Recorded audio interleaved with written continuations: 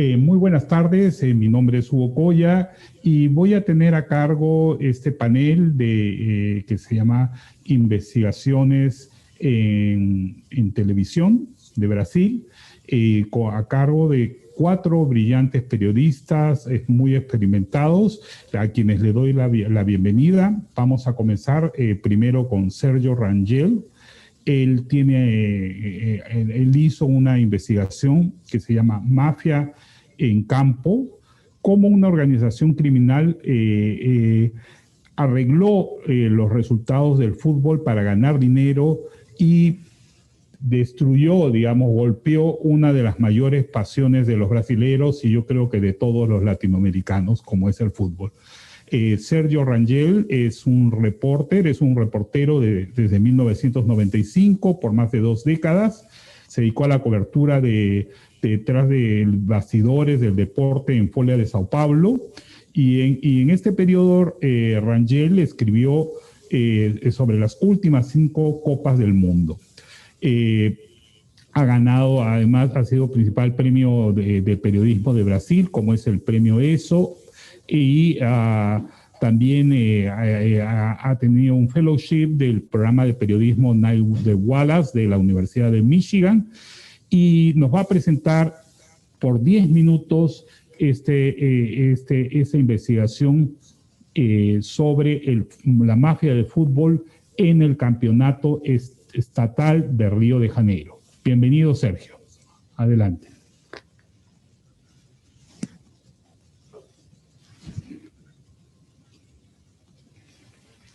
¿Están me escuchando? ¿Están me escuchando? ¿Me escucha? Sí, perfectamente, Sergio. Adelante. Sergio, adelante. Ok, gracias.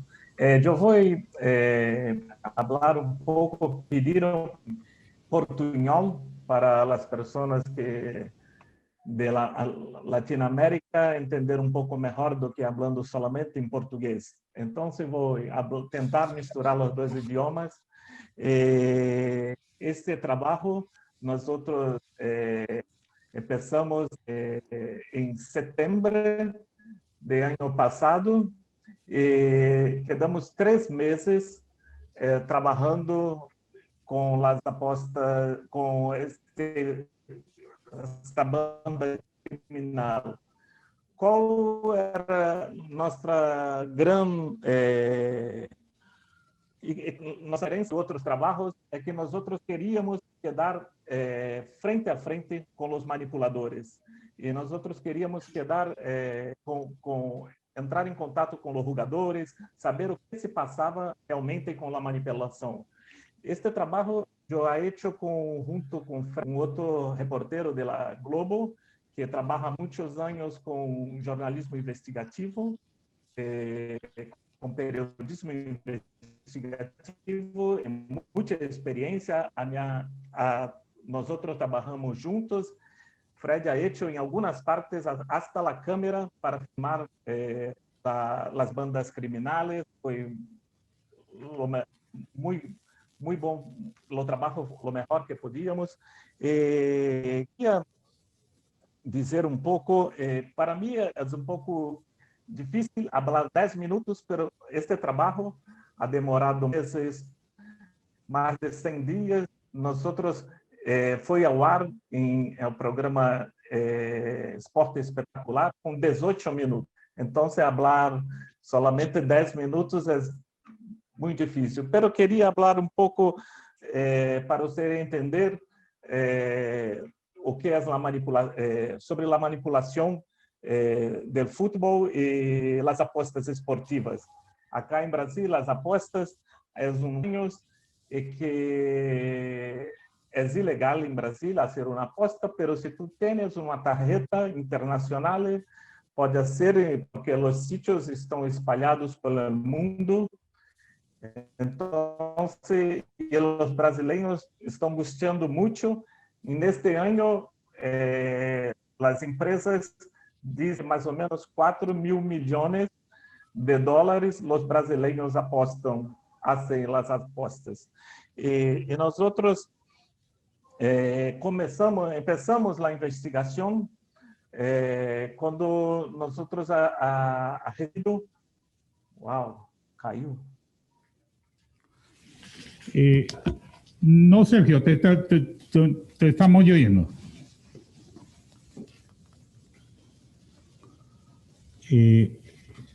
Sí, ahora sí,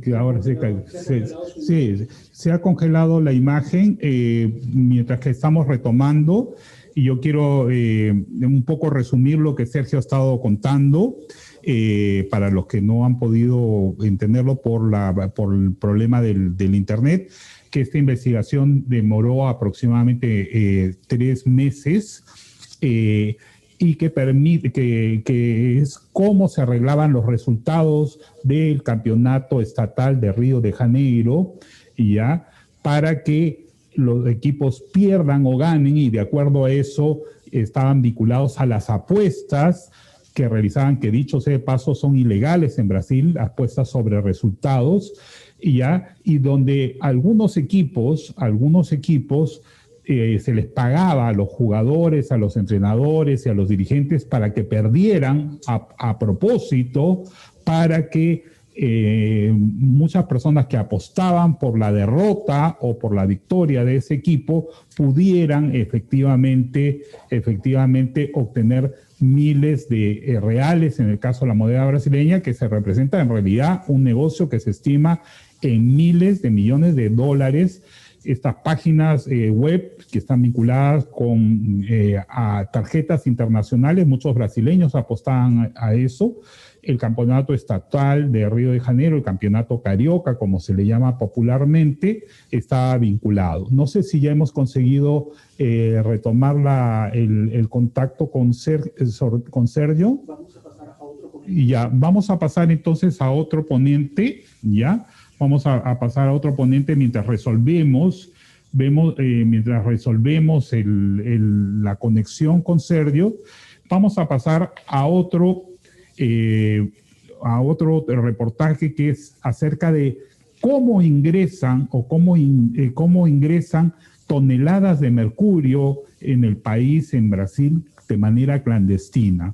Este de acá es en realidad un grupo muy grande de periodistas que ha trabajado, fue presentado en el programa Fantástico, que es el programa de la red de Globo más importante los domingos, y lo que han hecho estuvo a cargo de James Alberti, que encabeza el grupo y que nos va a dirigir ahora las palabras, pero también está formado por Fabiano Vilela, Sonia Bridi, una conocida reportera también de Globo, Mónica Reolón, Cristine Kiss, Felipe Nájar, Fabiano Diniz, Marcelo Márquez, y siguen firmas. No voy a seguir mencionando porque son muchísimos, sino me estaría llevando todo el tiempo que esto. Entonces, James Alberti es formado por la Universidad del Valle de Itajaí, de Santa Catarina, ha hecho una posgraduación en audiovisual,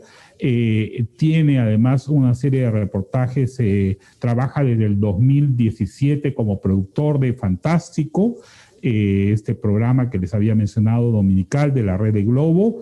En el 2019 ganó el segundo lugar del Premio Latinoamericano de Periodismo de Investigación de Colpín por la cobertura acerca de João de Deus, que es este predicador religioso que fue muy famoso y que ahora está preso, tengo entendido, o falleció, no tengo.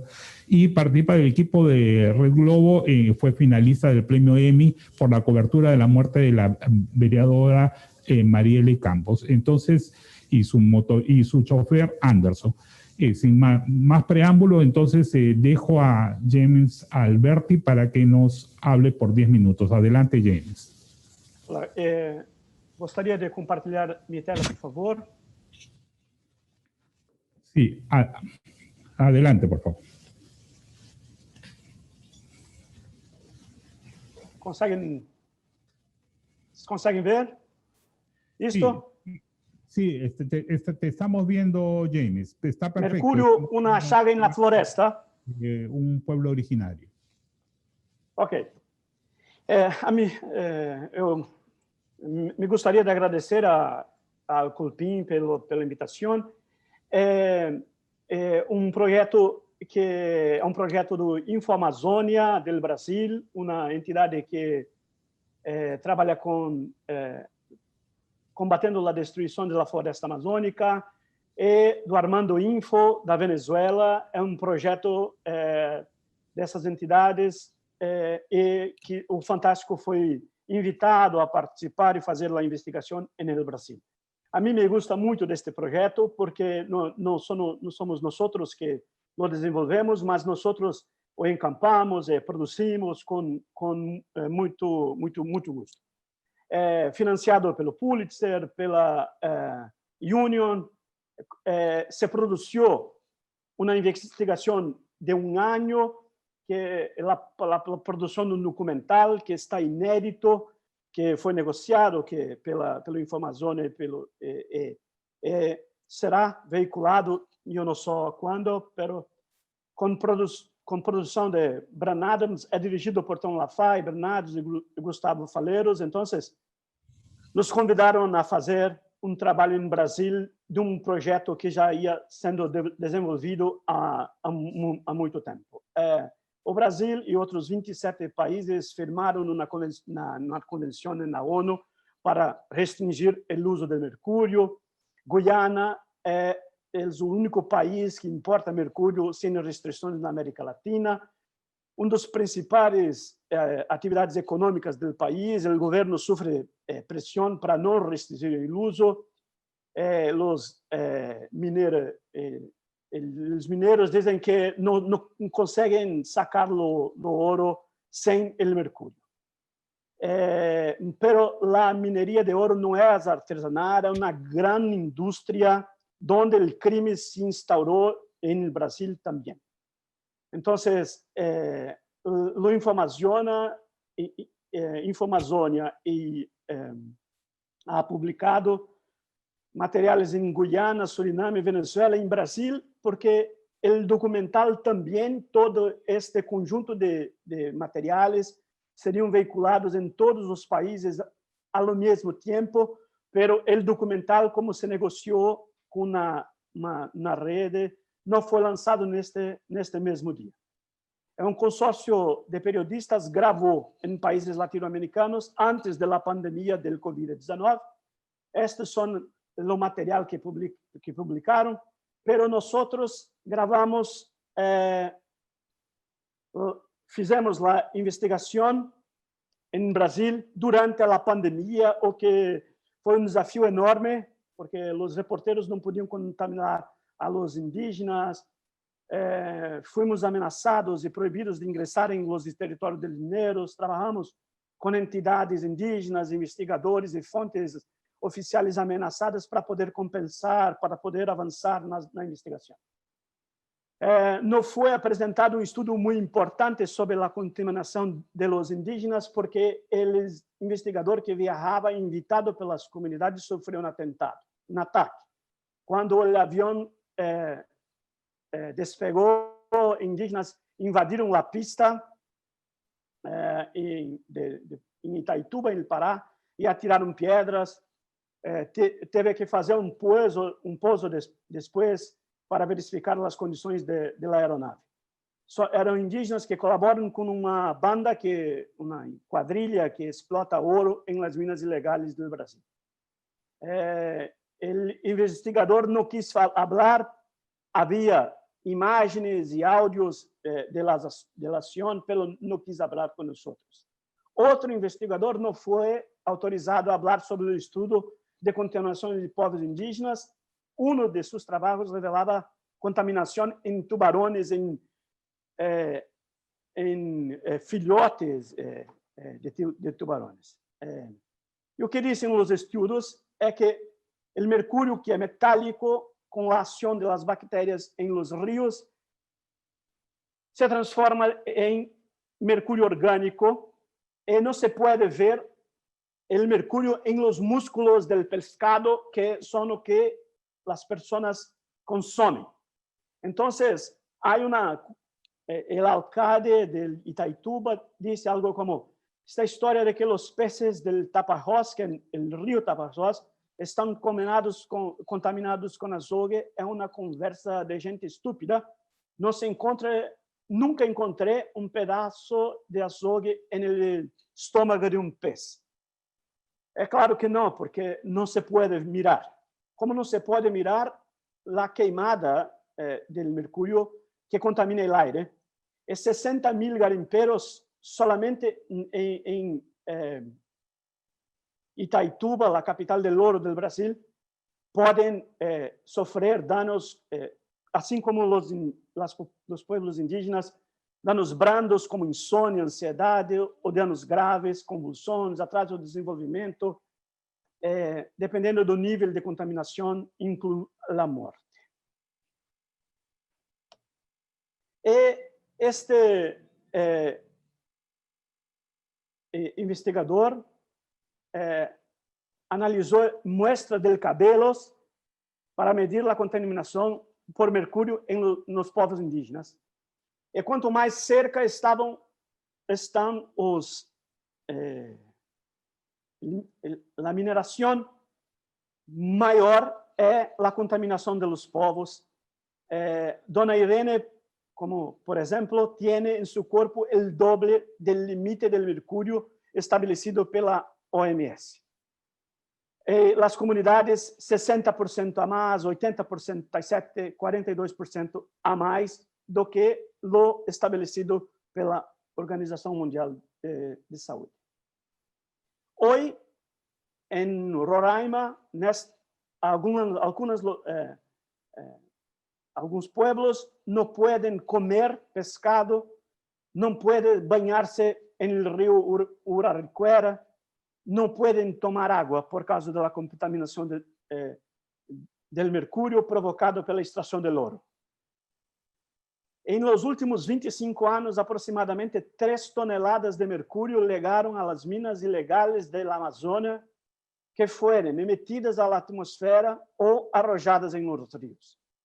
Por ano, mais de 130 toneladas de mercúrio ingressam ilegalmente no Brasil. Então, nosso trabalho com a Associação do Info-Amazônia e do Armando Info era mostrar como, por onde, quais eram as rutas de entradas desse mercúrio.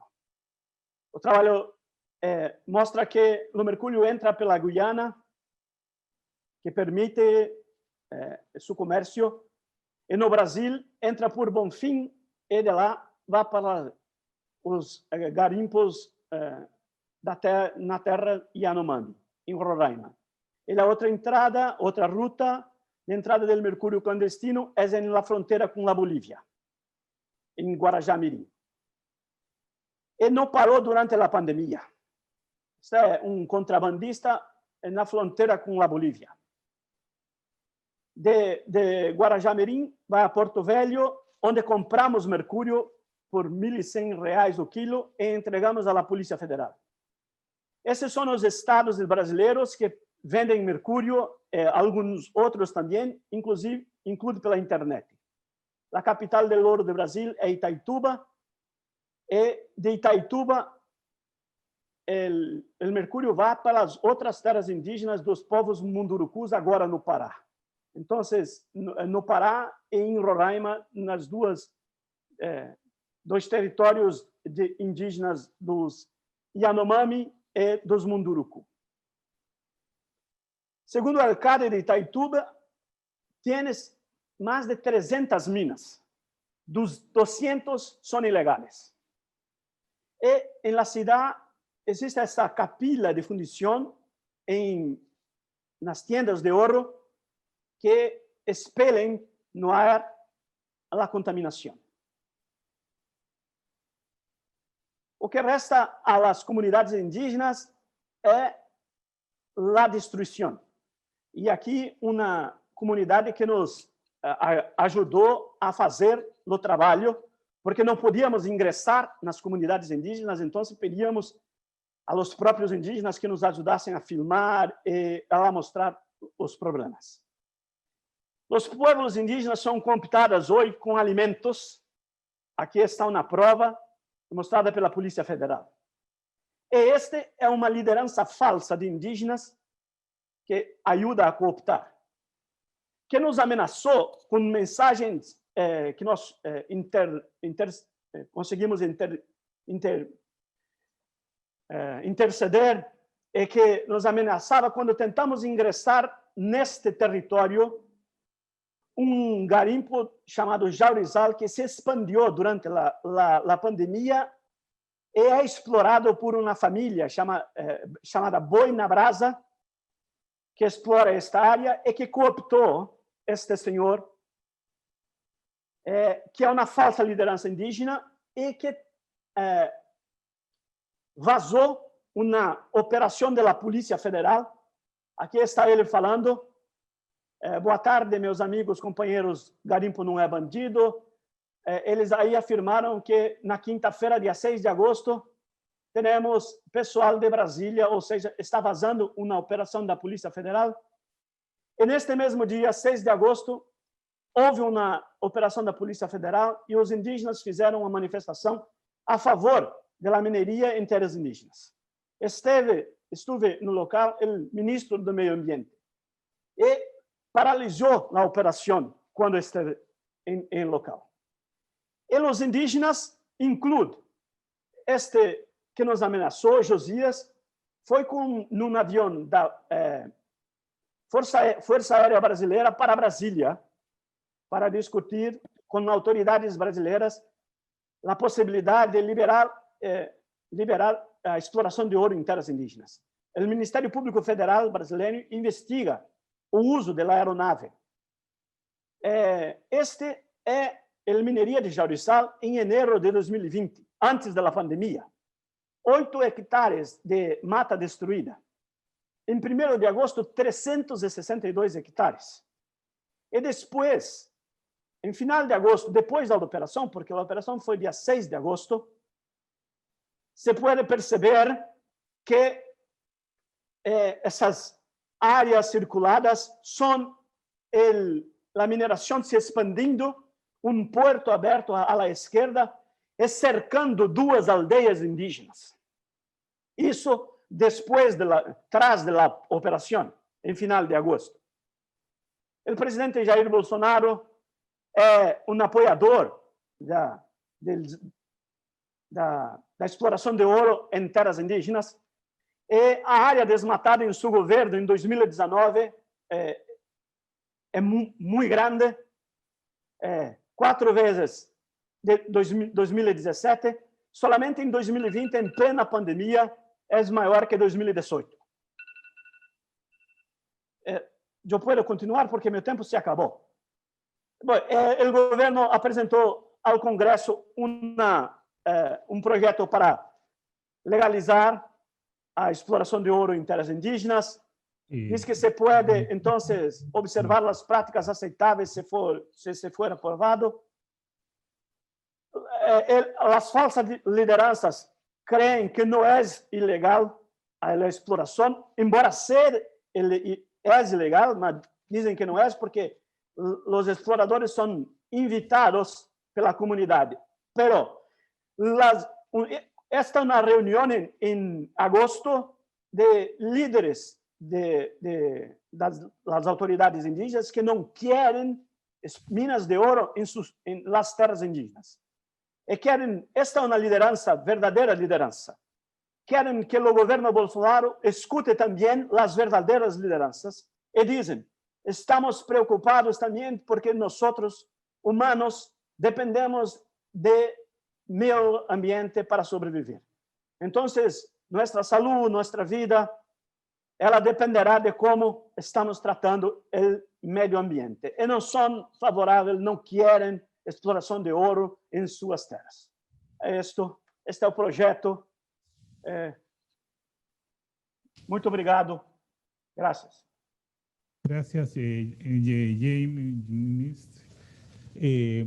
Vamos a continuar. Entonces, no sé si llegamos a retomar el contacto con Sergio. Tenemos a Sergio. Sergio, para que retomes tu exposición, por favor. Adelante, Sergio. Te escuchamos.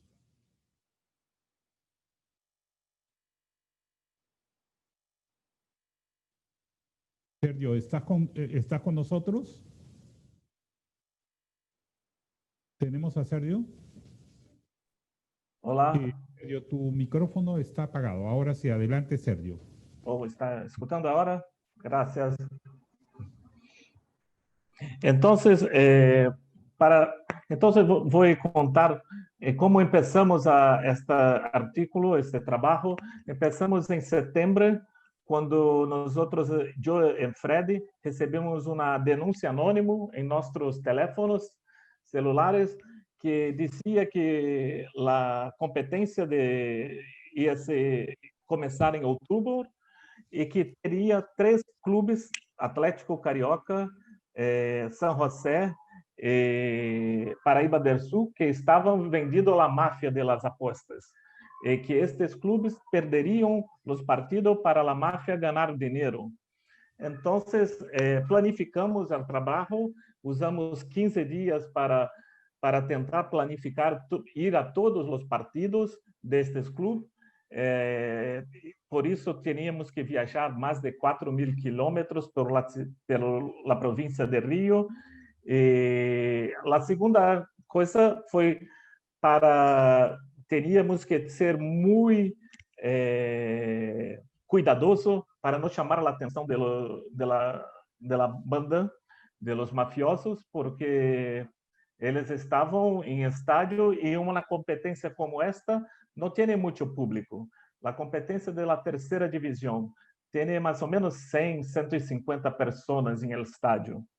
Então, teríamos que ser discretos. Eu atuei junto a los hinchas, a la hinchada, a los familiares, estive junto.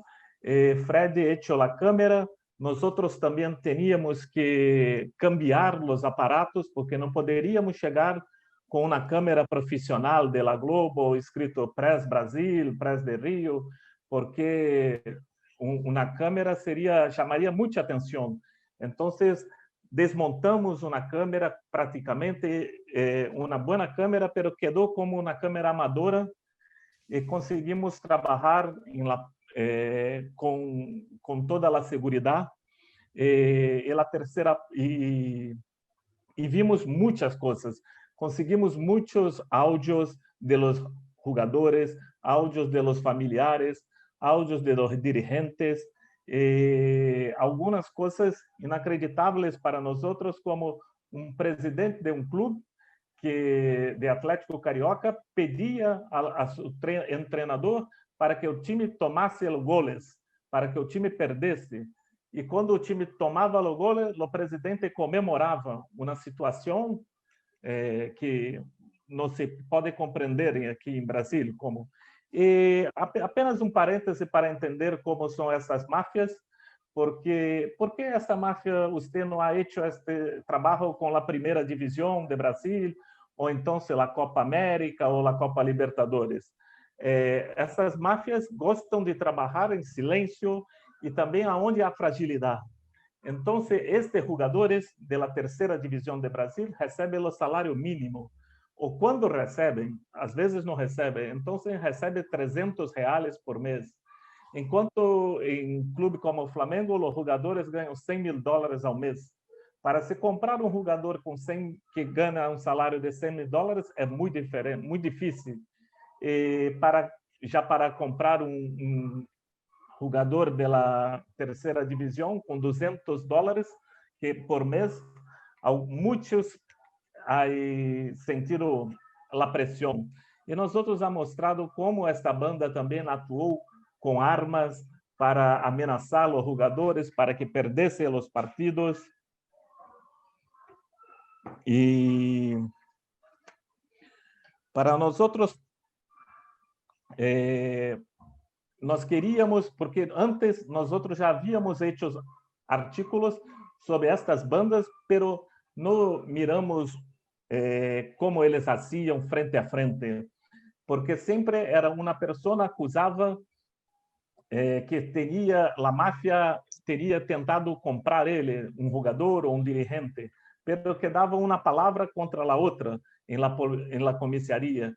E nós outros seguimos esses 2 meses de campeonato e mostramos muitas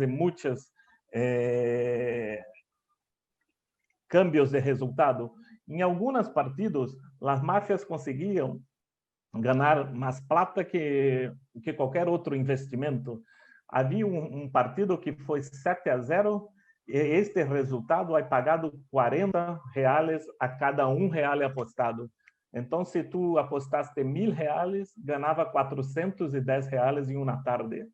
E também havia outro tipo de manipulação que não conhecíamos, que são as manipulações de tiro de canto, que algumas os mafiosos iam apenas falar com os defensas para chutar a bola para o canto, para o escanteio, como dizem acá em Brasil. E este pagava uma partida que teve 18 tiros de esquina para um time, cedido 18 tiros de esquina, apagado 19 por 1, cerca de a cada R$ 1.000, você ganhava 19.000. Então, havia muita movimentação de plata, de dinheiro, e é muito fácil porque estes jogadores são mais sencillos e não há o holofote da prensa fazendo esta cobertura. Então, nós éramos possível mirar por os mafiosos, hablando com os dirigentes, hablando com os jogadores, abraçando o goleiro do time, quando depois do time perder de 7-0, o mafioso abraçou e comemorou junto a derrota. E ao final da reportagem, nós outros ficamos sabendo que este áudio também ha chegado na comissaria de Rio, de polícia. E a polícia, ao final dos últimos dias, a polícia nos disse que o campeonato estava maculado e que 9 times dos 15 que participaram da competência estavam junto com os mafiosos, mostrando que toda a paixão do futebol havia sido manipulada.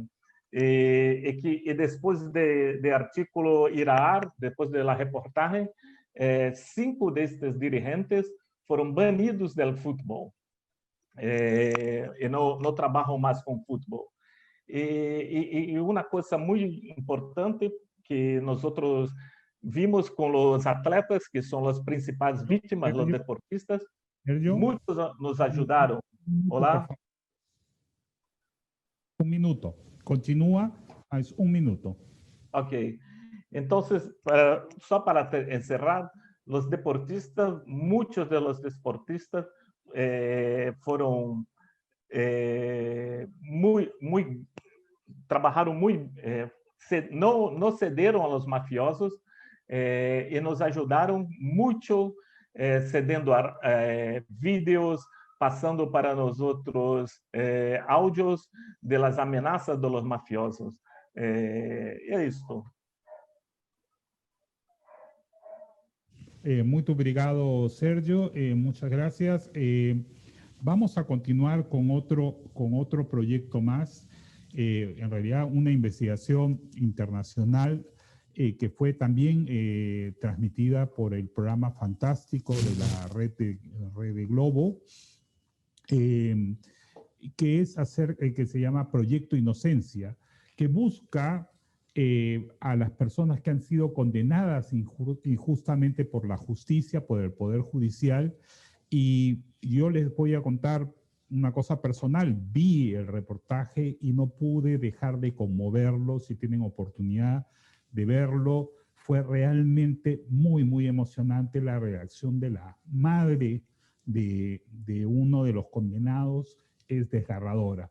Pero no quiero hacerles ningún spoiler ni adelantarme, y voy a dejar a la productora, es un equipo también muy grande de Red de Globo que ha trabajado ahí, y voy a dejar a la productora de noticias, a Amanda Prada, que nos cuente todos los detalles acerca de esta investigación que tuvo como reportero al reconocido reportero, valga la redundancia, Marcelo Canelas. Adelante, Amanda, por favor.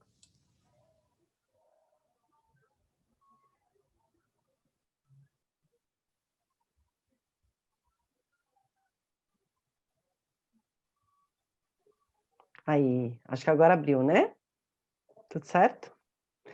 Gente, muito obrigada, primeiramente, pelo convite. Fui chamada um pouco em cima da hora, não tenho material para apresentar para vocês, mas posso contar um pouquinho de como nós trabalhamos. Deixa eu me apresentar, meu nome é Amanda Prada, né? Estou no Fantástico mais ou menos 11 anos, já estou na Globo há um tempo maior, e nós fazemos parte de um núcleo de séries de reportagens, que sempre se preocupou muito com a questão da justiça, né? Nós temos algumas outras séries que também ficaram foram muito fortes, né? Focadas em conciliação, nesse acompanhamento do trabalho da justiça, de uma forma mais didática, né? De poder estar mais perto, acompanhando as coisas acontecendo. E quando a gente soube desse projeto chamado Innocence Project, que é um projeto americano, né, um projeto criado nos Estados Unidos há mais ou menos 30 anos, é um projeto que já inocentou mais de 400 pessoas que estavam até no corredor da morte, muitas vezes, né? Olha que número impressionante, gente. Eu estava dando uma olhada aqui, o número de anos de pessoas que foram inocentadas com esse projeto nos Estados Unidos, somando, na verdade, todos os que foram inocentados, dá mais ou menos 23 mil anos de prisão injusta, de forma injusta. Olha que loucura. Então, quando a gente soube desse projeto, soube que há mais ou menos 3 anos, em 2017, esse projeto foi iniciado no Brasil.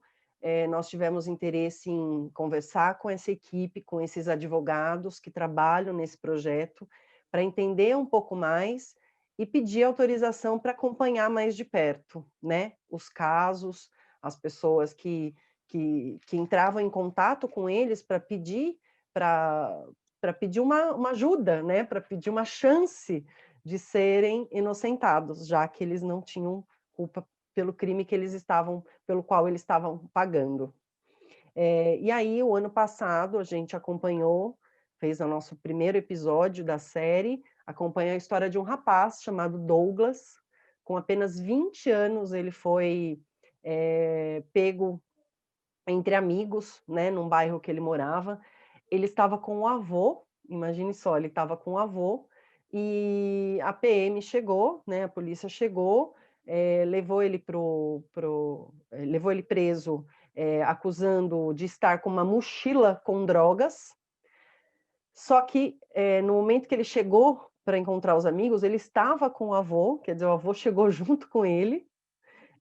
O avô deu entrevista para a gente na matéria, ele conta, né, que o neto não tinha nenhum tipo de mochila, e eles conseguiram, né, o projeto vai atrás das provas, porque ele não só ele foi levado pela polícia, como ele foi punido, ele foi preso e condenado, acusado desse tráfico de drogas, por estar com essa mochila de drogas. Só que havia um vídeo de um mercadinho da rua, um mercado, né? Não sei se a palavra é difícil, mas um local que vende coisas pertinho desse local onde ele estava, tinha uma câmera de segurança, e essa câmera de segurança mostrava o momento que ele chegava nesse local e que ele não tinha nenhuma mochila, ele tinha uma criança no colo. Só que essa prova não foi considerada, porque o testemunho dos policiais sobrepôs, né, ele foi mais importante no julgamento do que a prova de imagem, a prova técnica, como eles falam. E esse projeto, a gente tomou a decisão de acompanhar durante algum tempo, estamos acompanhando ainda outros casos, justamente porque a gente sabe qual é o papel, né, da justiça, a importância de se fazer justiça, e a gente pode conversar um pouco mais com as pessoas que fizeram parte, as advogadas que coordenam esse projeto, e de alguma forma a gente pode mostrar como essas falhas acontecem e que muitas vezes existe um perfil, né, das pessoas que são punidas. Então, o Fantástico entende que é um papel importante, do jornalismo, né, de mostrar essas questões, mostrar essas falhas, mostrar o que a justiça ainda pode melhorar. E, inclusive, depois que a gente mostrou essa matéria e toda a discussão que vem sendo feita em torno da justiça, algumas coisas mudaram, inclusive a prova de reconhecimento, né, ela não tem mais o peso que ela tinha, porque muitas vezes você tem uma câmera de segurança, você tem um celular, o GPS que aponta que a pessoa estava num lugar, e ela é condenada porque alguém diz que viu, alguém vê uma foto, alguém vê alguma coisa e diz que ela foi reconhecida. Então, o reconhecimento também está sendo reavaliado como peso de prova nos processos, o que a gente percebe que é mais justo. Então, tem uma série de informações para concluir a história do Douglas, né? Como o Hugo falou, nós tivemos a chance de, durante essa matéria, acompanhar a expectativa por esse julgamento, né? Esse novo julgamento, né? Esse recurso que foi pedido para que a punição dele, a condenação dele fosse revista, e ele foi inocentado, né? E a gente pôde acompanhar o momento em que essa mãe e esse rapaz recebem a notícia de que ele está livre, né? Pode circular sem ter mais o nome marcado, né? Por aquela punição, e foi realmente muito emocionante. Isso é uma coisa que a gente muito peculiar das séries que a gente faz, poder estar perto das pessoas, acompanhando esses momentos junto com elas e podendo explicar muitas coisas que são, muitas vezes, difíceis, né, para as pessoas comuns entenderem, relacionadas à justiça. A gente tenta explicar da forma mais simples possível, da forma mais didática, para que todos se sintam parte disso, né, que entendam qual é o processo, enfim. Mais ou menos isso. Deixa eu ver se tem mais alguma informação aqui que eu poderia comentar. Acho que essa questão da justiça é uma questão que a gente fez questão de trazer para o Fantástico. Houve um longo período de negociação com esse escritório, não foi um acordo fácil, porque a gente queria se aprofundar um pouco mais na história, acompanhar um pouco mais de perto, e a gente tem uma preocupação muito grande de preservar, de tomar todos os cuidados para não expor essas pessoas, né, de alguma maneira não tão boa. E eles também têm muita preocupação da gente não atrapalhar o trabalho deles. Então, no dia em que eles participaram da audiência, em que eles defenderam, né, a inocência do Douglas, desse recurso, nós não pudemos filmar, né? Foi um acordo de que a gente não iria chegar lá com uma câmera, de alguma forma intimidando, talvez ali os desembargadores pudessem se sentir intimidados pelas câmeras e pudessem achar que isso era uma forma de tentar manipular ou tentar né, um julgamento favorável a elas. Então, elas pediram que a gente não ficasse ali naquele momento.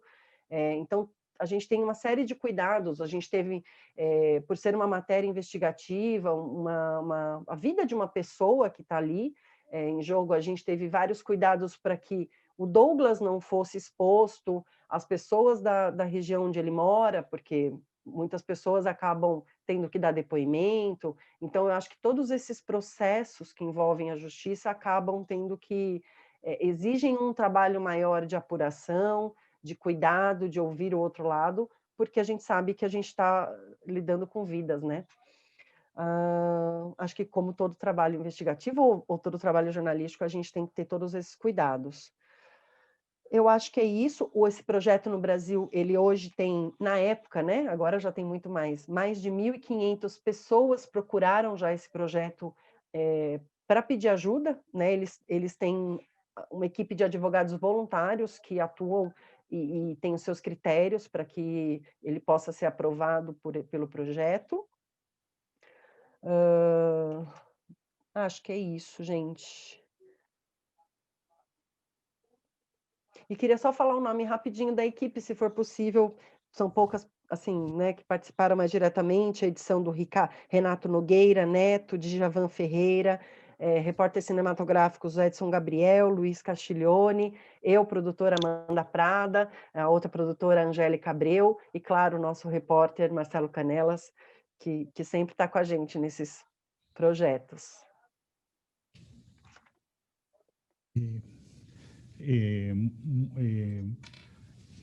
Muito obrigado, Amanda. Muchas gracias.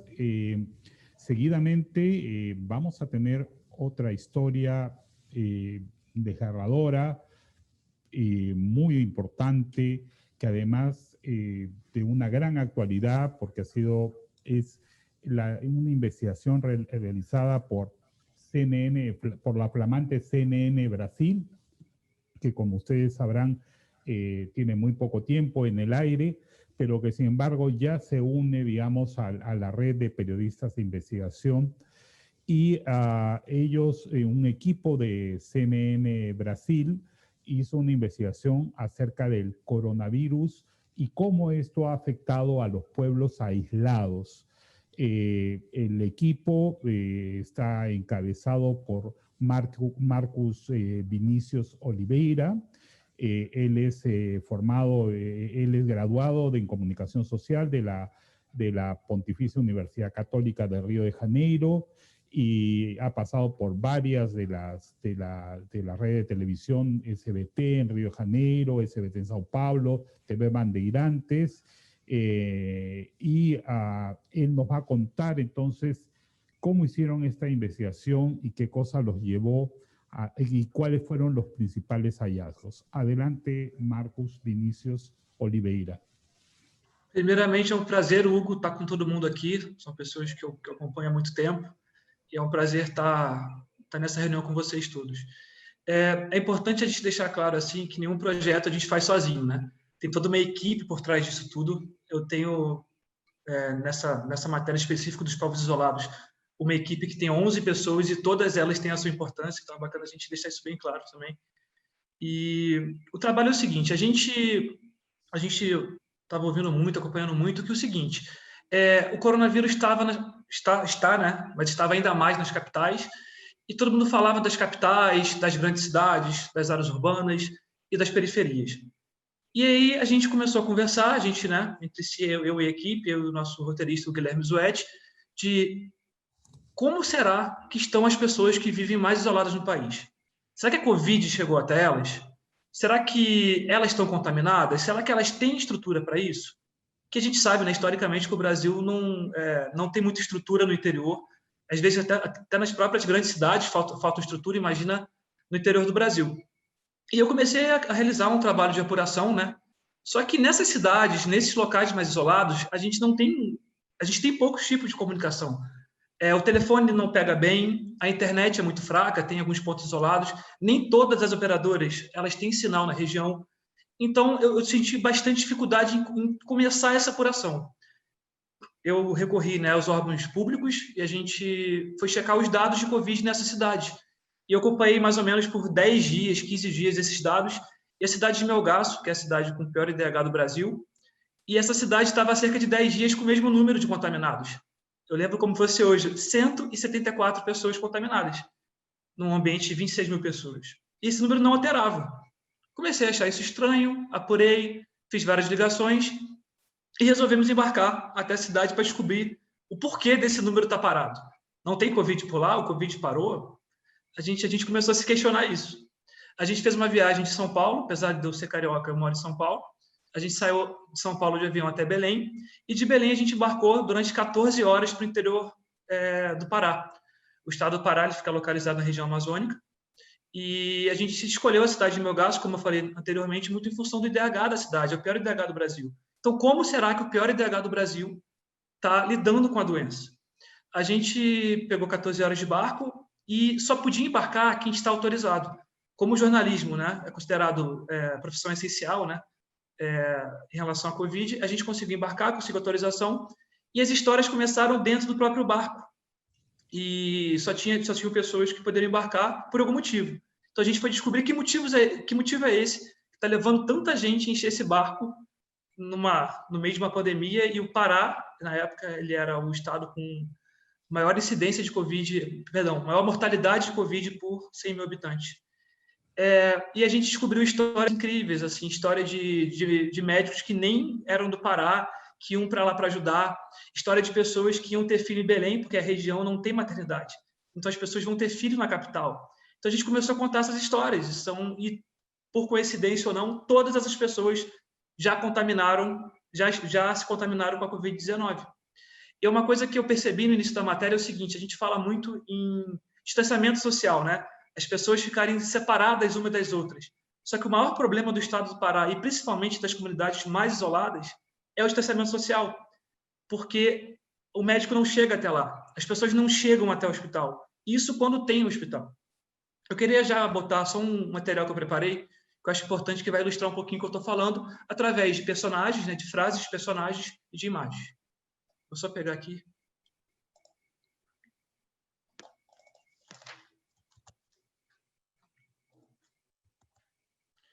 Essa aqui é uma foto, né? Que é uma foto minha entrevistando uma senhora, que ela estava comentando um pouquinho da situação que ela vive. Você pode reparar as luzes buracadas, enfim, esgoto a céu aberto.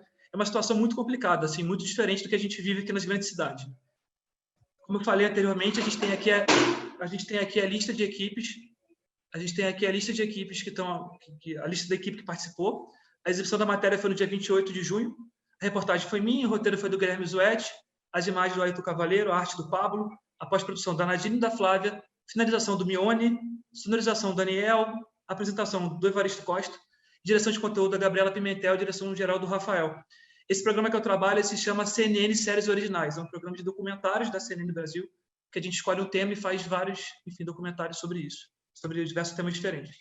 Essa primeira foto é uma foto minha embarcando. A gente pegou um barco, a gente varreu o estado do Pará inteiro nos rios.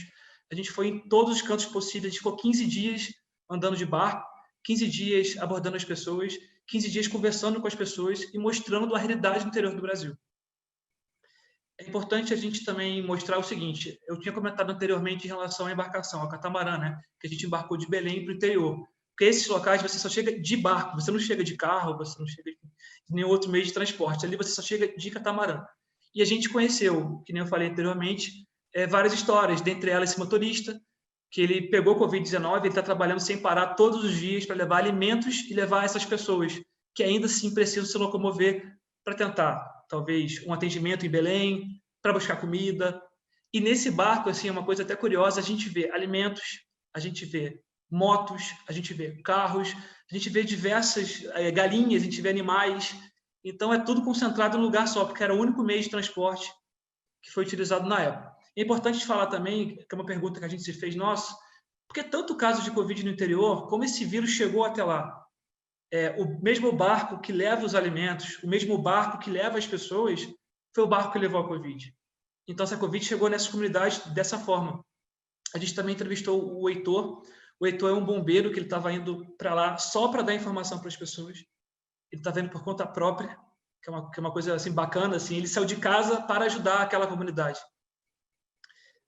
É importante também, a gente está mostrando, eu preparei também para vocês algumas fotos que mostram um pouquinho da realidade que a gente encontrou em Melgaço. A maioria das ruas, quase 90%, são ruas de terra, com bastante lama. Saneamento básico não existe, o esgoto é jogado dentro do rio, e é esse mesmo rio que eles tomam água. Então, assim, uma coisa que é importante deixar claro, a Covid, ela veio nessas regiões para piorar uma situação que já é muito ruim. E a gente quis exatamente mostrar isso, que a Covid é mais um elemento perante diversos elementos que essas pessoas passam, enfim, vivem. Nesse segundo quadro, uma coisa que é bacana de eu falar, esse é o Dr. Paulo Bezerra.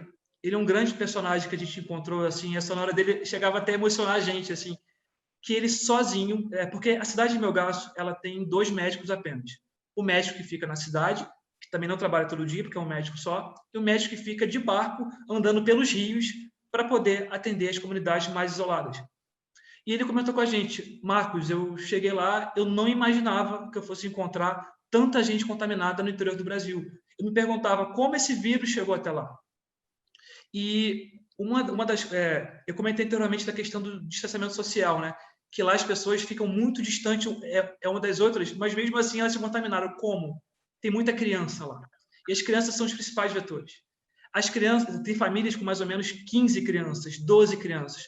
A menor família que eu encontrei durante essa viagem foi uma família com 7 crianças. E as crianças ficam transitando de um barco para o outro, elas pegam um barco, vão até outra casa, e aí o vírus começou a se disseminar ali. E também tem uma questão importante, 2 questões importantes. Pelo menos uma vez na semana, algum chefe da família, tanto a esposa quanto o marido, eles vão até a cidade vender açaí, vender alimentos para o seu próprio sustento. Então, nessa ida para a cidade, eles voltaram trazendo Covid, que é uma coisa importante destacar isso também. Eu estava falando do Paulo Bezerra porque ele me deu um panorama completo. Assim, a gente combinou o seguinte: a gente vai investigar, a gente vai entrar pelos rios de barco e vamos ver que situação a gente vai encontrar. Como eu falei anteriormente, são lugares muito isolados, a gente não consegue marcar uma entrevista antes, a gente não consegue fazer uma pré-pauta, que a gente chama, uma prévia de entrevista. Então, a gente foi até esse local de barco e é impressionante, não teve nenhuma casa que a gente não tenha encontrado alguém contaminado com Covid. E é engraçado assim que eles chamam, não chamam de ruas, né? Eles chamam de rios. Aí tem até uma senhora que fala assim, no meu rio não tem isso aqui não. Só que você ia fazer o teste, ela estava contaminada, ela não sabia. Então, o coronavírus adentrou de uma forma impressionante essas comunidades. E uma coisa que eu no início da minha apresentação, eu comentei que os números estavam muito parados, com 74 casos. Eu fui entender o porquê. Não tem teste para todo mundo. Então, essas equipes médicas saem pelos rios da Amazônia, pelos rios do interior do Pará, com 30 testes. Só que as famílias têm 20, 25 pessoas, porque é muita criança, é muita gente. Então, eles fazem um teste, ou em alguém que está contaminado, ou alguém que já teve o sintoma, e a partir daí, eles confirmam apenas um contaminado, mesmo que a família toda esteja contaminada ou com sintoma, porque não tem teste para todo mundo, não tem remédio para todo mundo. E durante essa viagem que a gente foi, enfim, percorrendo os barcos, a gente percebeu, como eu falei anteriormente também, que a Covid é só uma soma do que já existe. E os médicos foram descobrindo que a pressão alta na região é muito grande. Tem muita gente com pressão alta na região, porque justamente você fazer o teste da Covid, você ia examinar essa pessoa, descobrir que além da Covid ela estava com pressão alta. Ela estava com uma série de outras doenças e problemas. E uma coisa que é importante a gente destacar também é que nesse dia que a gente fez vários dias, mas nesse dia específico que a gente entrevistou o Dr. Paulo, a gente calculou mais ou menos, a gente foi em 30 casas. Você bota uma média de 10 pessoas por casa e todas as casas tinham pessoas contaminadas, em um dia eu vi 300 casos confirmados. Só que, novamente, a subnotificação é absurda. E os dados que a gente via no governo estadual, no governo municipal, eram totalmente mentirosos. Esse Lorival Pantoja é um dos contaminados que a gente foi em casa, e engraçado, as pessoas já abriam um sorriso para a gente, recebiam a gente em casa como a gente fosse membro da família delas, assim, era uma coisa até que emocionava bastante a gente. E nem me conheciam, não sabia quem eu era, eram 2 loucos com 2 câmeras na mão entrando na casa de alguém, e as pessoas sorriam e falavam, pode entrar, mesmo sem entender o que era a televisão. E eu perguntei para ele fez o teste, estava com sintoma, estava com calafrio, teve diarreia, ele fez o teste, deu positivo, eu perguntei para ele, seu Lorival, o senhor vai trabalhar amanhã? Ele me respondeu, sim, eu vou trabalhar amanhã, porque senão não tenho como alimentar minha família. Você vai falar o que depois disso, que você ouve uma coisa dessa? Você dá uma travada, né? Então muito complicado, assim. Então, é mais uma prova de que é além da Covid. E passando um pouquinho, a gente foi percorrendo os barcos e a gente encontrou um posto de saúde lá. E esse posto de saúde, ele é gerenciado por um técnico de enfermagem que trabalha no escuro, não tem luz, não tem água encanada. Então, quando alguém passa mal, alguém vai bater lá, tem que dar a sorte desse técnico de enfermagem estar trabalhando, e a pessoa vai entrar e vai ser atendida no escuro se for à noite. E ele fala, Marcos, a gente não tem nada aqui. O máximo que eu consigo falar é, vai para casa e se cuida, fica em casa. Então, é muito complicado aquela região assim. A gente viu que é um Brasil que a Covid se alastrou e não tem estrutura nenhuma. E eu conversei com o prefeito de Melgaço, eu falei, o nome dele é Tica, né? Falei, Tica, como está a situação? O que você pode fazer por essa gente? Ele falou, Marcos, eu não tenho o que fazer, não tem dinheiro, a gente não tem dinheiro, eu te mostro aqui, a gente não tem dinheiro. E outra coisa, os médicos não querem vir para cá. só vem para cá o médico que ama a cidade ou o médico que quer fazer o bem para alguém, segundo palavras do prefeito. Falei, por quê? Aqui a gente paga um salário de 15 mil reais. E o médico não quer ganhar 15 mil reais aqui se ele pode ganhar 30, 40 mil em outro lugar. E isso não só, isso também vale para enfermeiro, segundo o prefeito. Ele falou que não tem. Ele falou, tem até uma sala ou outra bem equipada, mas está sem uso. E até mais à frente eu vou explicar como que esse problema ele foi resolvido, entre aspas, né, em relação ao atendimento da população. Passando para outro slide, esse slide aqui, particularmente, é o que mais me chocou. Porque, como eu falei anteriormente, é além da Covid. E a desinformação, eu acho que é o pior vírus que paira por aquela região. Essas pessoas, o Elielson, ele já ouviu falar na Covid. Ele sabe que é uma doença, mas o Elielson não sabe o que a Covid traz. O Elielson, ele não sabe que sintomas a Covid traz. Se vocês repararem nessa imagem, tem uma lanterna lá. Essa lanterna é da nossa equipe para a gente poder iluminar a sonora. E atrás tem o nosso LED. Ele não tem luz. Ele vive sem energia elétrica. E ele não sabe direito o que é Covid. Ele sabe que existe, mas não sabe o que é. Eu perguntei para ele, qual foi a última vez que você viu uma televisão, você escutou um rádio? Ele, não lembro. E, em seguida, a gente conheceu a Dona Zilda. A Dona Zilda não tem ideia do que é Covid. A Dona Zilda nunca ouviu falar o que é Covid. Dentro do Brasil, um dos países com mais mortes, um dos países com mais casos no mundo, a gente tem pessoas, brasileiros, que não sabem o que é Covid, que nunca ouviram falar o que é Covid. E ela fala um pouquinho com dificuldade. Eu perguntei, Dona Zilda, a senhora sabe o que está acontecendo? A senhora sabe que existe um vírus? A senhora tem essa noção? Que vírus? Entendi. Aí eu falei, gente, vamos gravar com ela. A gente tem que gravar com ela. Aí eu perguntei, Dona Zilda, eu vou te fazer algumas perguntas e eu peço que a senhora me responda se for possível. Claro, meu filho, respondo sim. Dona Zilda, a senhora sabe o que é auxílio emergencial? Não. A senhora sabe o que é distanciamento social? A senhora já ouviu falar o que é coronavírus? Não. Nada. Aquilo me surpreendeu de uma forma inacreditável. Um brasileiro que nem eu não sabe o que é o vírus. Isso é um grande retrato do interior do Brasil que a gente conseguiu mostrar durante 58 minutos em rede nacional pela CNN Brasil. Passando um pouquinho, tem algumas fotos, eu falei de várias crianças, né, que é um lugar com muitas crianças. E, como eu falei, sempre um sorriso no rosto. Você repara só essas fotos, eles viam a câmera e ficavam loucos, queriam pegar a câmera, queriam brincar, e a gente sem poder abraçar, porque a gente também estava equipado, como mostra essa imagem aqui, esse de amarelo sou eu, lá atrás a nossa cinegrafista, o Ailton Cavaleiro, e essa equipe médica, o Dr. Paulo, com mais 2 enfermeiros que auxiliam ele. Essa equipe, ela é responsável sozinha por mais de 20 mil pessoas no interior do Brasil. Porque a cidade de Melgaço, ela tem 26 mil pessoas, das 26 mil, 6 moram na área urbana. 20 mil são ribeirinhos. E eles cuidam de 20 mil pessoas. E a gente acompanhou o trabalho deles durante vários dias, pelos rios da Amazônia. Enfim, a gente passou poucas e boas, quase o barco vira, enfim, a gente tem várias histórias de bastidor desse dia. Esse é um outro personagem que, particularmente, novamente, mexeu muito comigo. Eu perguntei, seu Donês, quantas pessoas o senhor perdeu da sua família? Ele me respondeu, 8. Ele perdeu 8 pessoas para a Covid-19. E ele falou que chegava no momento que ele mora na área urbana, né? Que ele não queria mais atender o telefone. Ele pedia para o filho atender. Porque cada vez que o telefone tocava, para ele era o sinal de morte, por conta da Covid-19.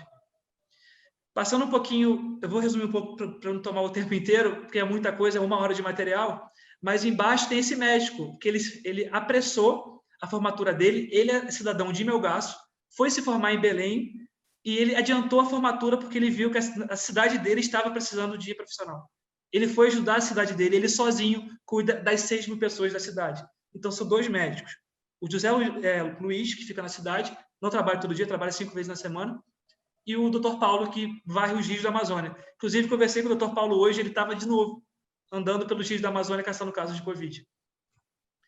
É importante também falar, porque assim, como a matéria estava muito pesada, a gente identificou isso, a gente quis dar um pouco de luz no fim do túnel da situação. Está muito ruim, a estrutura é precária, denunciamos uma série de coisas, falta de estrutura, falta de médicos, falta de enfermeiros, falta de medicamento, falta de tudo, falta do básico, falta de energia elétrica, falta de comida. Mas a gente queria tentar, de alguma forma, mostrar que, no fundo, as coisas podem dar certo no futuro, as coisas podem melhorar. Então, a gente acompanhou 2 cidadãos de Melgaço que Porque, assim, Melgaço não tem centro de tratamento enfim, não tem nenhum centro que trate dessas pessoas com qualidade. O que elas fazem? Elas vão para Breves. Breves fica na ilha de Marajó, uma cidade vizinha, fica a cerca de 2 horas de barco, porque tudo lá é de barco. E a gente foi até Breves acompanhar eles voltando para casa. E a primeira é a Maria do Socorro, era dona de casa. Ela ficou internada uma semana em estado grave, quase veio a falecer, quase veio a óbito.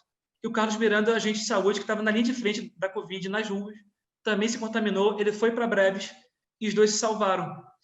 E o depoimento no final é maravilhoso, assim, porque eles agradecem aos médicos por tudo que eles fizeram por eles.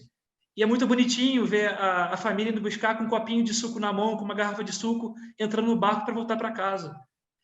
Então, a gente tentou, de alguma forma, mostrar que, no fim, tem gente que venceu, apesar de tudo que a gente encontrou. Essa aqui são algumas imagens que a gente fez. Nessa esquerda, o Guilherme, nosso roteirista, junto com o nosso cinegrafista. É uma coisa engraçada que, como não tem luz, tem muitos animais, porque são casas que ficam no meio da floresta, na beira do rio. E teve uma vez que eu entrei na casa para poder dar uma olhadinha onde a gente ia gravar, como a gente ia fazer. Tinha uma aranha gigante na porta. Eu tomei um susto. A gente vamos fazer uma imagem, vamos mostrar.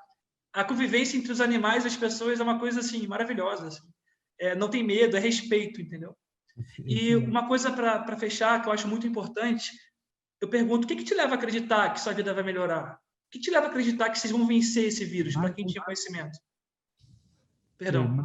Um minuto para encerrar, por favor. Sim. O que te leva? A fé em Deus. Eles acreditam em Deus. Segundo eles, Deus vai salvar eles.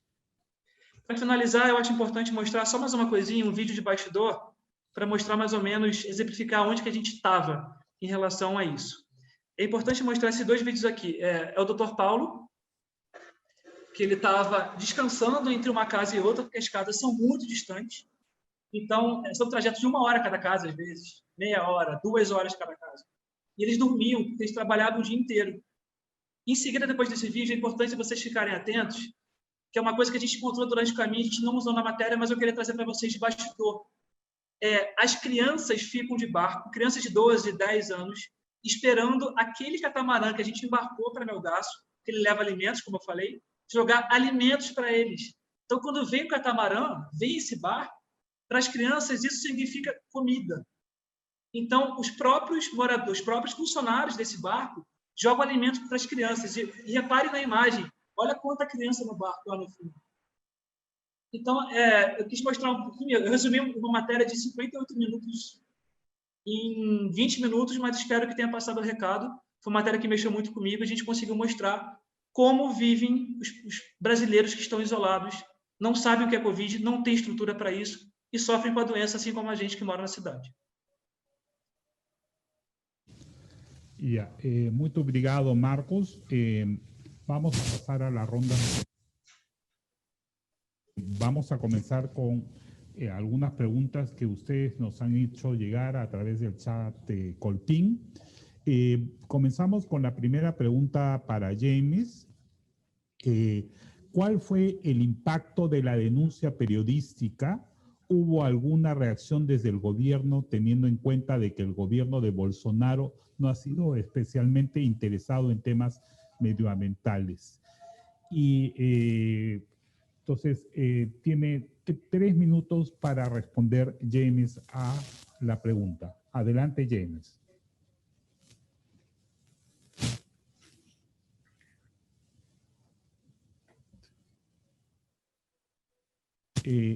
James, ¿escuchó la pregunta?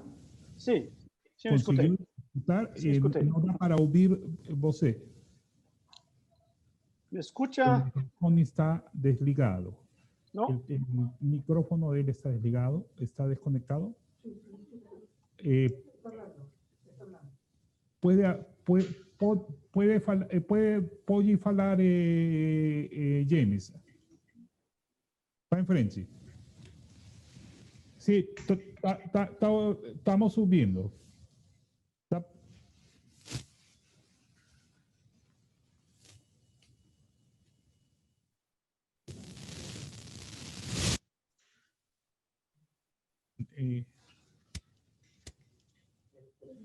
No sé.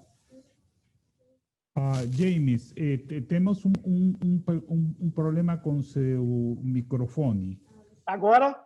Agora sim Ok. dá para escutar. Vai em frente. Sí, gracias. Yo creo que el principal impacto fue la cuestión del proyecto que el gobierno presentó al Congreso para aprobar la exploración del oro en tierras indígenas, porque fue una manobra a la ida del ministro Ricardo Salles del Medio Ambiente ao Pará, ao encontro de falsas lideranças indígenas, e depois essas lideranças foram trazidas num avião da Força Aérea Brasileira para Brasília para discutir. O que existia, no fundo, era o interesse de trazer à tona a discussão sobre o projeto que está no Congresso para aprovar a exploração de ouro nas terras indígenas. Então, a principal questão ali foi deslegitimar aquelas falsas lideranças e mostrar que elas não representam os interesses das comunidades indígenas, que não desejam os garimpos, as minas de exploração de ouro, porque são uma entrada de Covid no território indígena. Quer dizer, muitos dos indígenas são contaminados por essa aproximação dos mineiros e das minas de exploração de ouro. Então, eu acredito que trazer à tona e mostrar, primeiramente, o interesse que não era um interesse legítimo dessas pessoas em aprovar a exploração de ouro. E depois mostrar também o impacto que tem o uso clandestino do mercúrio nas populações indígenas, mas não apenas nas populações indígenas, porque a contaminação dos peixes pelo mercúrio faz daquela circunstância um problema de todos. Qualquer um que come, se alimenta de peixes, tem nessa problemática uma questão relevante. E são toneladas, são mais de 130 toneladas que entram clandestinamente e todo mundo sabe. Então, James, não sei se você entendeu a pergunta. A pergunta é como reagiu o governo Bolsonaro à denúncia que vocês fizeram? Sim. O governo Bolsonaro não nos deu entrevista, o ministro não nos deu entrevista. E o governo Bolsonaro costuma, quando não tem interesse em debater determinadas questões, isso não é uma novidade, ele costuma não reagir de modo nenhum. Quer dizer, ele não dá entrevista, ele tem lá a sua agenda e ele não debate o assunto. Quer dizer, pelo menos não debateu com a gente o assunto. Nós pedimos entrevista para o ministro do Meio Ambiente, o Ricardo Salles, que não quis dar entrevista. Nós pedimos entrevista para outras autoridades, enfim, o governo emitiu uma nota aí que atendia o interesse dele, que era de dizer que a legalização da exploração de ouro em terras indígenas iria permitir uma melhor atuação do governo. Mas, enfim, objetivamente, ele não reagiu de maneira nenhuma. Ele simplesmente silenciou em relação àquilo que nós debatemos. Muito obrigado. Outra pergunta essa pergunta va para Sergio, solo para comentar que el reportaje de investigación de Sergio y de su equipo va a estar disponible con subtítulos en español en la página de Colpin para que ustedes, las personas que no hablan portugués, puedan verlo con más facilidad.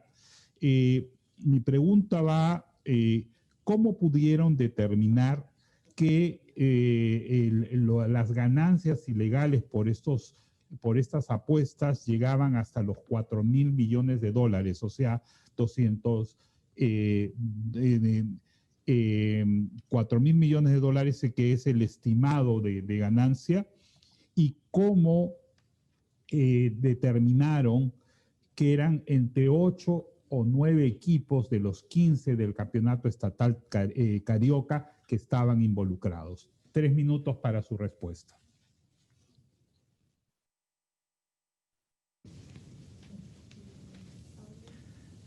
Sergio, dio para escutar, a entender a pergunta, Sergio? Está me ouvindo?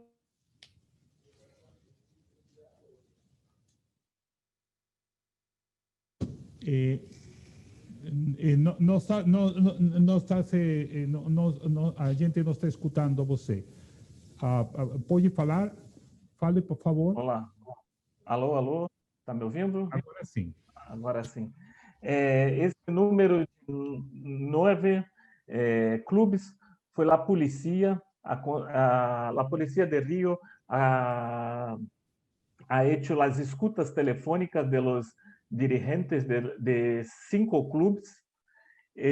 Ouvindo las escutas telefônicas destes clubes, desses dirigentes, a polícia viu que 9 clubes estavam involucrados com a máfia, porque a máfia falavam com esses dirigentes e dizia sobre outros partidos, sobre outros clubes. Então, a polícia ha chegado este número. Este número de 4.000 millones de reales que as apostas esportivas que os brasileiros gastam com a aposta esportiva é um número de mercado das próprias apostas deportivas. As próprias casas de apostas deportivas fazem um estudo com as projeções deste ano e disse que este ano e ano passado mais ou menos 4.000 millones de reais foi os brasileiros ha apostado, pero não ha apostado neste campeonato, ha apostado em todos os campeonatos, em campeonato de Rio, de São Paulo, em campeonato de China, em campeonato de Inglaterra. Como os brasileiros apostam, você pode se apostar em todos, em toda parte, não?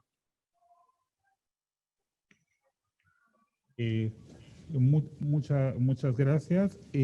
Una pregunta para Amanda. Amanda, hubo una cosa que me impresionó en el reportaje de ustedes y que fue el perfil de la mayoría de los condenados inocentemente por la justicia brasileña, y ustedes afirman que la gran mayoría eran afrodescendientes y vivían en los suburbios. ¿Ustedes hicieron algún tipo de investigación? ¿Cómo llegaron a esa conclusión? ¿Cómo trazaron el perfil de estos condenados? Tiene 3 minutos para responder. Esses dados, tudo que é dado de justiça, o próprio projeto, eles têm um levantamento, né, de perfis, justamente porque eles precisam fazer essa abordagem, né? Eles têm uma informação sobre isso, e esse dado a gente tinha do próprio setor criminal, da justiça, e também o projeto tem esses dados para fornecer para a gente. Realmente eles reforçam muito, porque eles recebem milhares, né, de pessoas que são condenadas e pedem ajuda para o projeto, e os perfis são sempre muito parecidos, exatamente como você falou, né, pessoas de pele escura, pardas ou pretas, né, e de baixa condição financeira, infelizmente. Ya, muito obrigado, Amanda. Una pregunta para Marcos. que me han hecho llegar. Marcos, ¿ustedes consiguieron alguna estadística sobre el nivel de contagios en los pueblos aislados versus las grandes ciudades de Brasil? O sea, ¿cuál es más o menos el porcentaje? ¿Hicieron algún tipo de indagación acerca de eso para ver el impacto de la pandemia del coronavirus en estos pueblos aislados? 3 minutos para su resposta. Então, aí que mora o problema. É justamente por essas pessoas não serem assistidas, não serem monitoradas, que a gente não tinha muita comparação. A comparação que eu tinha, como eu falei durante a minha apresentação, era de um dado antigo, que o próprio prefeito da cidade me falou: Marcos, não contem com isso, esse dado não tem atualização nenhuma. A gente não atualiza esse dado porque a gente, no primeiro ponto, não tem teste para todo mundo. Segundo ponto, eu não tenho quem conte isso certo para mim. Eu não tenho mão de obra para isso. Então, a gente exatamente não conseguiu fazer essa comparação justamente por não ter esse dado disponível. Então, a gente foi, durante a matéria, checar realmente se esse dado procede, e a gente contou na matéria que ele não procede, ele não existe, esse dado é muito defasado. A percepção que a gente teve, conversando com os profissionais, conversando com os médicos, era de mais ou menos 90% da população contaminada ali. É muita gente, assim. Eu vou te falar que as únicas pessoas que não sentiram nenhum tipo de sintoma eram justamente as pessoas que não sabiam nem da existência. Então, não dá também para afirmar que essa pessoa não sentiu nada se ela não sabe o que é. Então, de repente, ela teve febre, de repente, ela pode ter tido alguma diarreia, algum problema, e ela não sabe que isso foi o Covid, entendeu? Então, é uma coisa que a gente sentiu. Não tinha essa comparação justamente porque essas pessoas não são assistidas, não são olhadas, ninguém olha por elas, ninguém pesquisa sobre elas, ninguém pergunta o que elas precisam. Então, a gente não tem esse dado justamente por essa falta de um pouco de humanidade com essas pessoas. Wow, bueno, 90%, muchas gracias Marcos, 90% de contagiados en un pueblo es increíble, pero además que ni siquiera saben que existe el virus. Vamos a concluir esta mesa dándoles a cada uno de ustedes 1 minuto y medio para que encierren con sus reflexiones finales. Vamos a comenzar por Amanda. Amanda, tienes 1 minuto y medio para encerrar tu exposición, tu participação em Colpin. Adelante, por favor. Queria agradecer, né, a participação aqui nessa mesa, poder ter a chance de falar um pouco desse trabalho, né, desse trabalho de acompanhar um projeto como esse, que é um projeto tão sério, tão importante. Assim como o Marcos falou, né, a estatística, a gente tem coisa que a gente não consegue nem saber justamente porque não é estudado, né? Então, a própria questão da inocência, quantas e quantas pessoas, né, gente que foi preso e ficou 50 anos preso injustamente nos Estados Unidos, né? Eu acho que foi muito importante entender que não é só o Brasil que passa por isso, a gente conheceu melhor o projeto e entendeu que nos Estados Unidos a situação também não é fácil, existem muitos erros e muita coisa para melhorar, mas a gente só consegue melhorar quando a gente dá luz para essas coisas, a gente só consegue melhorar quando a gente mostra como é feito, qual é o processo que está por trás, né? Conseguem mostrar para o brasileiro e para as pessoas que são leigas como funciona um processo, o que é avaliado, por que muitas vezes a pessoa é punida e quais são as provas que são levadas em consideração. Então, a gente poder mostrar ali o julgamento, os erros, né? Fazer com que as pessoas parem de olhar, muitas vezes, até com preconceito que já existe, né? Puxa, essa pessoa deve ser culpada. E quando a gente sabe, logo no começo da matéria, a gente diz que ele é inocente, né? Dando spoiler aqui, mas logo na matéria a gente já diz que ele é inocente, a partir dali, tudo que você assiste começa a ficar chocante, que você fala, puxa vida, nesse julgamento ele foi tratado dessa maneira, a gente já sabendo que aquilo estava errado. Então, acho que é esse o papel do jornalismo, e fico muito feliz de fazer parte, já estamos com outros casos aí em vista, acompanhando a história de outras pessoas, para poder continuar mostrando como é feito, de que é feita a justiça e de que forma a gente pode impactar para que ela sempre melhore. Muito obrigado, Amanda, parabéns mais uma vez pela investigação. 1 minuto e meio para Sérgio, para encerrar sua participação. Adelante, Sérgio. Obrigado a todos pela oportunidade de mostrar esse trabalho, né? Eu acho que o importante nesse nosso trabalho, além de mostrar como a máfia atua, né? E de ficar cara a cara com os manipuladores, o importante foi o tempo, numa época de informação muito rápida, que nós mesmo poderíamos ter feito uma matéria só com o áudio inicial, em que falava que 3 clubes estavam vendidos e tal. O importante foi que nós conseguíamos ter 3 meses para trabalhar essa matéria e que ela mostrou a cada partida, ela mostrava um capítulo novo na nossa reportagem, como os atletas sendo ameaçados, no jogo seguinte e ganhando a partida, no jogo seguinte ele sendo ameaçado e perdendo a partida. Depois, mais na frente, mostramos também como outras modalidades eram manipuladas, como o lateral, cartões, e eu acho que isso foi muito importante.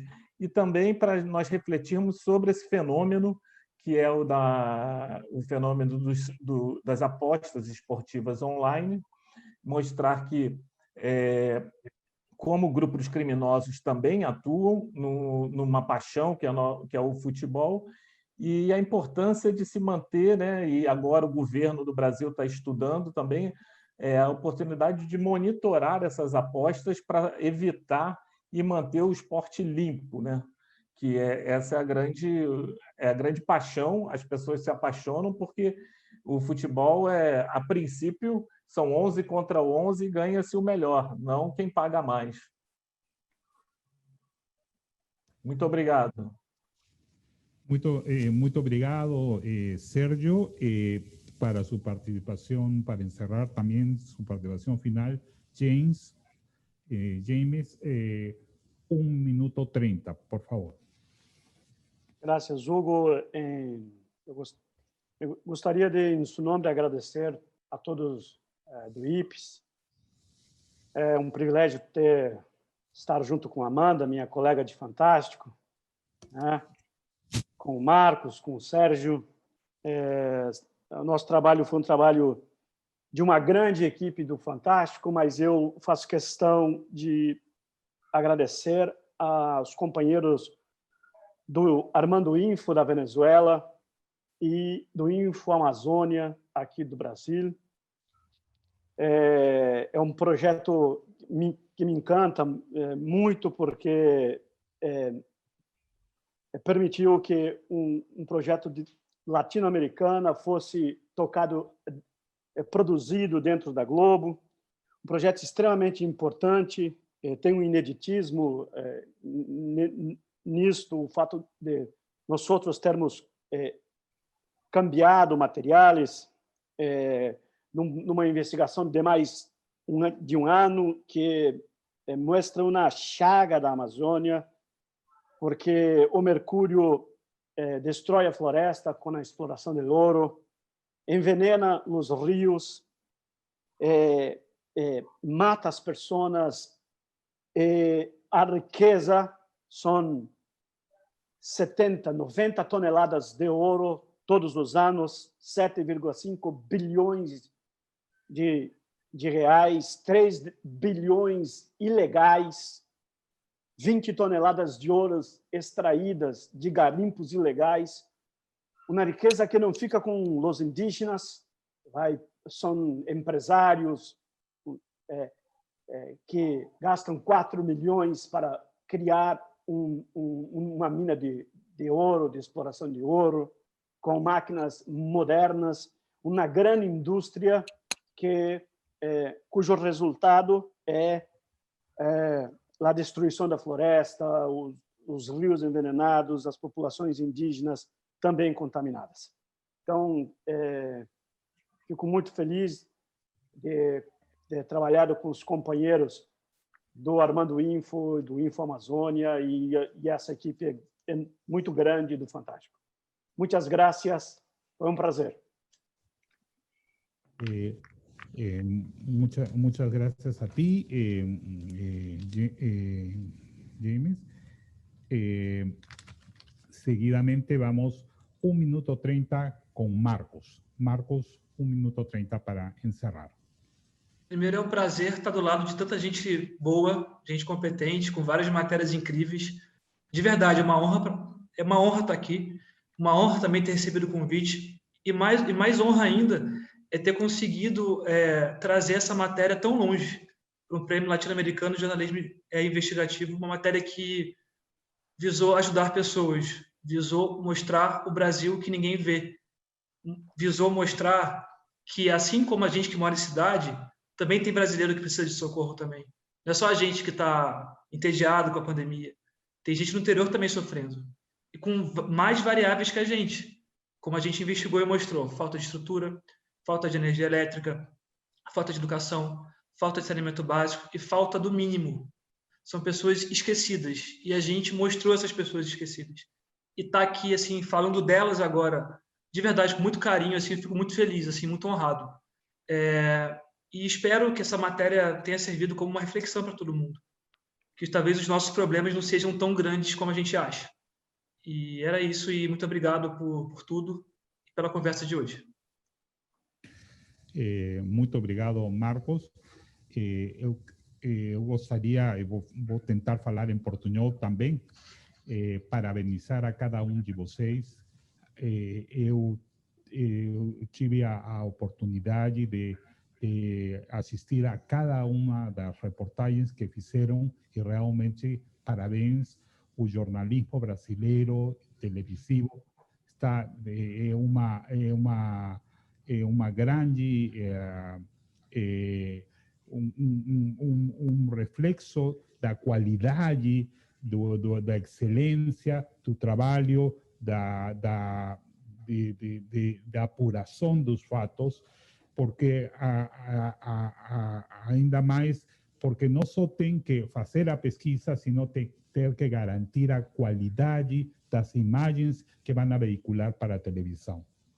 Eu tive a oportunidade de ver cada dos 4, acompanhar um pouco a história de cada deles e están de parabéns para toda su equipo. Bueno, muchas gracias, felicitaciones a los cuatro reportajes que hemos visto, a los 4 participantes, y quería recordarles que mañana a las 9 de la mañana continúa Colpín. Tenemos varias mesas muy interesantes y los esperamos a todos. Muchísimas gracias y espero que hayan disfrutado, como yo he disfrutado, de escuchar a estos colegas brasileños exponiendo el fruto de su trabajo, y a pesar de todas las amenazas, a pesar de todos los obstáculos que han enfrentado, han conseguido hacer un extraordinario trabajo que nos debe enorgullecer como periodistas en toda América Latina. Muchas gracias.